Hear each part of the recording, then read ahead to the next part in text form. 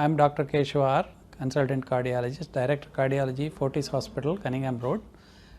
I welcome you all to the case number 2 in our case series discussion.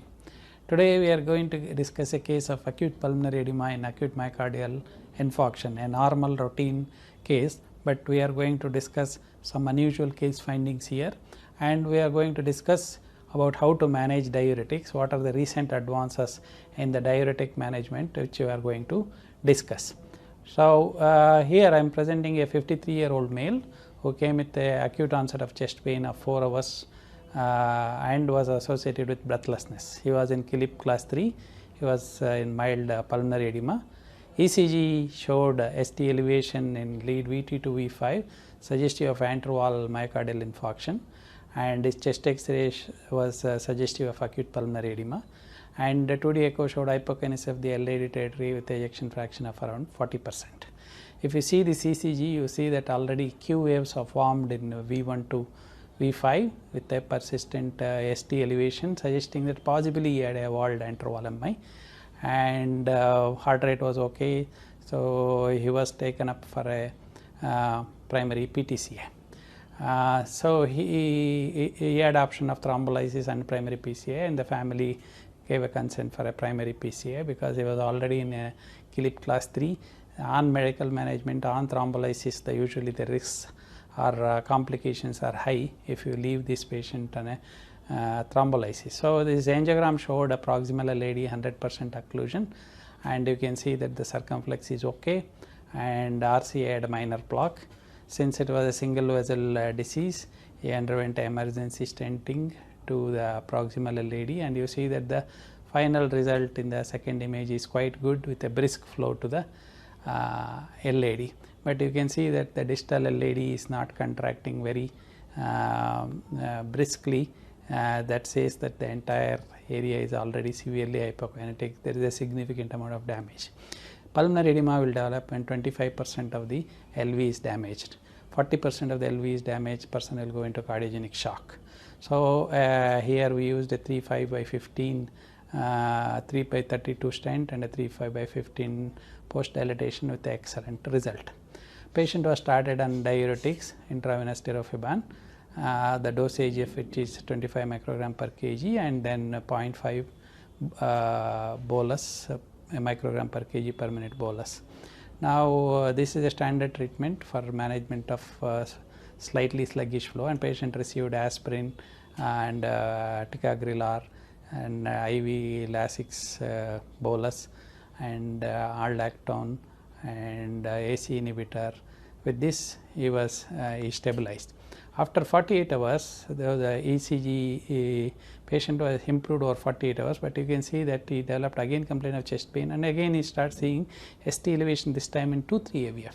So this is a guy who had anterval MI, and the anterval MI, you see that the ST resolution quite well in the anterior leads, but he started developing ST elevation in the inferior leads. So he was developing a new MI in the hospital on treatment with aspirin and ticagrelor with the tirofiban. He started developing a thing. So we took him for a emergency re-angiogram, and you see that he has developed a new clot in the circumflex territory, revealed a patent stent in LAD, but a new thrombus in the terminal sac which was non-flow limiting and a terminal branch. So he said, okay, we'll manage it medically. So this guy needs to be evaluated for a procoagulant activity, that is a protein C, protein S deficiency, antithrombin 3, then homocysteine levels, factor V Leiden, this one antibodies, all these things needs to be. So in hospital, so he was developing a MI on a maximal antithrombotic and anticoagulant therapy. Now we started him on again a second bolus of intravenous tirofiban and a bolus infusion, and about supporting medication like inotropes because his BP was remaining around 90, had a relief of symptoms, and ST had resolved over the next 24 hours because the terminal branch of circumflex is a small vessel. We left him on medical management. Now patient had relief of chest pain but continued to be severely breathless. Chest X-ray showed a worsening of the diffuse infiltrates, diuretics infusion was worsened, he had a good urine output, but despite that he was complaining of breathlessness, and he started having a worsening breathlessness with hemoptysis. This is the time when we said that okay, we'll repeat the chest x-ray. This is on the admission, and then the second x-ray shows a florid pulmonary edema, with you can see that more than 50% of the lung on the right side and 30% of the lung on the left side showing a florid pulmonary edema. Pictures, suggestive pictures. So here the differential diagnosis was a pulmonary edema, or did he develop ARDS, or did he develop anything else? Patient developed one episode of VT requiring cardioversion and antiarrhythmic because his ejection fraction is 35. He was received IV amiodarone, and he had an episode of hemoptysis and has to be intubated because he continued to be hypoxic. And then the hemoglobin, when you started checking, hemoglobin dropped by 3 grams. It was around 11, next day it was around 8, and X-ray showed worsening despite a good urine output. And then we called in a pulmonologist to see what was happening. So our differential diagnosis here was acute pulmonary edema versus ARDS, because he had a good urine output, BP was around 100. Why is the chest X-ray not clearing? Why is he breathless? Why the hemoptysis was still there? So we got a high resolution CT which showed like a worsening shadows. Here the differential diagnosis is again acute pulmonary edema versus ARDS like picture, but his total count was normal. He was not showing any high fever or anything. Total count was just marginally raised around 14,000, but the breathlessness and the X-ray findings were disproportionate. Now this is where we made a diagnosis of diffuse alveolar hemorrhage secondary to tirofiban. And the most important treatment for this is to stop antiplatelets, stop the tirofiban, stop heparin, stop this one. That is a treatment because he was bleeding into the alveoli. This is a condition called diffuse alveolar hemorrhage, which is a differential diagnosis for a pulmonary edema and ARDS. The treatment for this is to withhold the antiplatelet and anticoagulant, and he was on a single antiplatelet was started after the next 5 days. The important thing is we have put a stent or we are withdrawing the antiplatelet is a major worry for a cardiologist, because stent thrombosis is more when you withdraw the antiplatelet. And the patient had a prolonged ICU stay and gradually improved. He was extubated, he recovered completely, and the chest X-ray infiltrates completely improved. And the DAPT, that's dual antiplatelets, was started over the next few days, and he was stable and is being followed up now with this one. So the diagnosis in this case was tirofiban induced diffuse alveolar hemorrhage, which is a differential diagnosis for a acute pulmonary edema. Alveolar hemorrhage is a dreaded complication, and it can be seen with anticoagulants. And apart from minor bleeds like petechiae, gum bleeding, which we see routinely, intracranial GI and pulmonary bleedings have been catastrophic with these drugs. The incidence of this is around less than 1%. Bleeding into alveolar spaces in the lungs are characterized by what you call a diffuse alveolar hemorrhage. This is due to disruption of alveolar capillary basement membrane. The most important thing is the prognosis of this is very unpredictable, and as a poor prognosis, the early identification, withdrawal of the drug, airway protection, correction of coagulopathy is the mainstay of the treatment. So patient will have, how did we diagnose? Patient had dyspnea, hypoxemia, chest X-ray suggestive of a pulmonary edema or ARDS, and the most important thing will be the hemoptysis. And the best treatment, the correct treatment is withdrawal of the offending drug, including the antiplatelet is the correct treatment. Suppose we have continued the antiplatelet or tirofiban, you would have worsened further. So what are the drugs which can cause the alveolar hemorrhages are commonest, which we use in our practice is abciximab, that's what you call a Riepro. Then we'll have a tirofiban, warfarin. Apart from causing cutaneous bleeding, they can also cause bleeding in the stomach or brain or in the lung, which you call a diffuse alveolar hemorrhages. So what is the differential diagnosis? ARDS, pulmonary edema, diffuse alveolar hemorrhage. ARDS is less common in acute MI, pulmonary edema is more common, alveolar hemorrhages are rare. X-ray, all of them looks like a pulmonary edema picture. Presentation in ARDS, fever, tachycardia, increased counts, what you see. Here you will have a pink frothy sputum along with tachycardia, and diffuse alveolar hemorrhages, you will be finding hemoptysis. Treatment, here you give antibiotics, ventilation, here diuretics, and then again ventilation.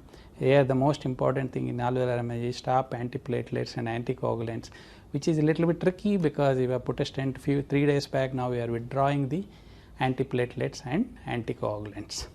So take home message: patient receiving tirofiban having episode of hemoptysis with respiratory distress, especially hypoxemia, and chest X-ray suggesting of pulmonary edema, should be always keep in mind alveolar hemorrhage, which may be drug induced. Treatment includes withdrawal of antiplatelets and anticoagulants. Now regarding the most important, one other important scientific message I would like to give is, what is the best way to use the diuretics in heart failure or acute LVF? Diuretic strategies in acute LVF are this one.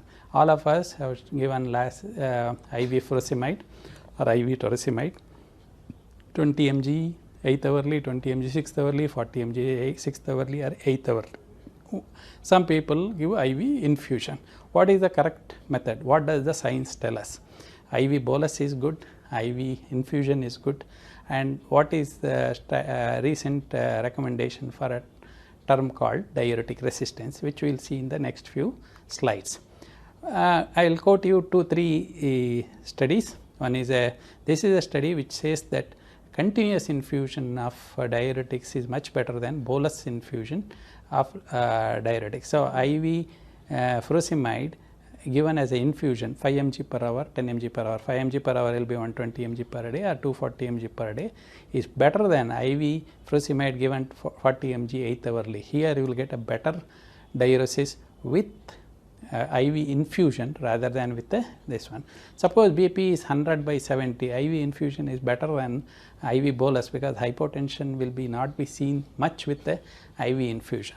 So we always feel that IV infusion is a better mode of therapy than the IV bolus IV bolus given 6th hourly or 8th hourly. Now the term called diuretic resistance. Diuretic resistance means patient, you give 40 mg 8th hourly or 5 mg per hour, patient will not pass adequate amount of urine after 2-3 days. This we have seen. Suppose you are given a furosemide for 3 months, after that patient still becomes breathless. You change over to torsemide, he responds. So torsemide patient is on after a few 3-4 months or 3 to 6 months, again he finds that again he is accumulating fluid. You change over to furosemide, then again it responds. So furosemide and torsemide after some time will get a diuretic resistance.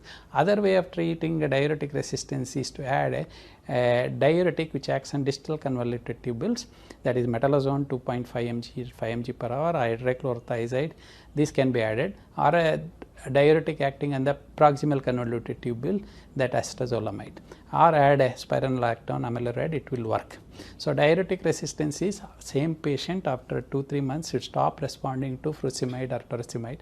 At that time add up a metalazone or a hydrochlorothiazide or chlorothalidone, chlorothiazide, it will start responding. So this is a way to treat a diuretic resistance.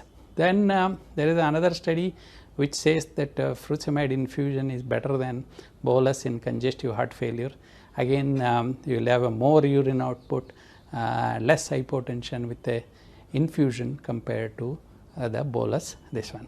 However, there are also contradictory statements also in decompensated heart failure. In this study they have quoted that there will not be much improvement compared to the infusion may not be give a comparatively better treatment compared to the bolus, this one. However, in practical experience we feel that the infusion of furosemide or a torsemide is better than a bolus, this one. So with this we conclude this case series. So we'd like to take home message: acute pulmonary edema happens in acute MI when 25% of the left ventricle is damaged, most common in interval MI. Then when the patient is breathless, there are 2 possibilities: acute pulmonary edema or ARDS developing, and in this case we showed you a drug induced acute pulmonary hemorrhage which was due to tirofiban, which is a common antiplatelet drug used post stenting. And the treatment for diffuse alveolar hemorrhage is withdraw the drug and stop antiplatelet anticoagulant for 3 to 5 days. The patient will completely improve. Then we discussed 2 important scientific message I would like to give. Continuous infusion of furosemide is better than a bolus infusion of bolus injection of furosemide. Second thing is how to manage a diuretic resistance by adding up a metalazone or a amiloride or a thiazide to this. Thank you very much.